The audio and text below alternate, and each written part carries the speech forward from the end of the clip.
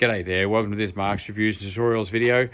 We've got a very special guest here today. We've got Mrs. Mark's Reviews and Tutorials is going to tell you about this new sports watch she's bought, because she's been raving, saying how good it is and how brilliant, it's better than the previous two she's had. So I wanted her to tell you about it so you can know about it. And we will put a link through to these watches in the description as well, where there's some really good pricing on them. So I had two Fitbits prior to this Polar Grit X sports watch. This by far is way superior than the Fitbit. Why? This is basically $100 difference. Is it more or less? So this is $100 dearer. You have a larger face.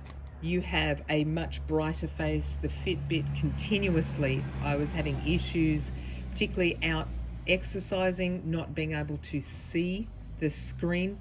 The functions that this offers, the comfort of the band, absolutely outstanding. The detail and information, touch screen features, comprehensive menu and setting, comprehensive training details, comprehensive weather, wind, particularly if you're into cycling like I am, that wind information becomes very important. This is a way superior. It also partners with Komoot, so you can set up your own trails. Excellent if you're into swimming, snowboarding, any of these particular, running. Absolutely brilliant sports watch.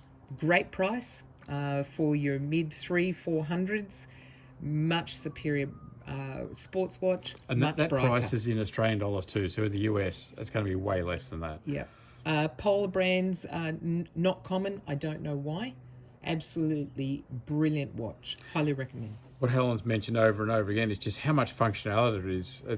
It's linking to mapping programs and just all the information it has and the depth it goes into, a huge depth. I'll put up another longer video that goes into a whole lot more depth. Just click on the link at the end here if you want to see a whole lot more about what it does inside.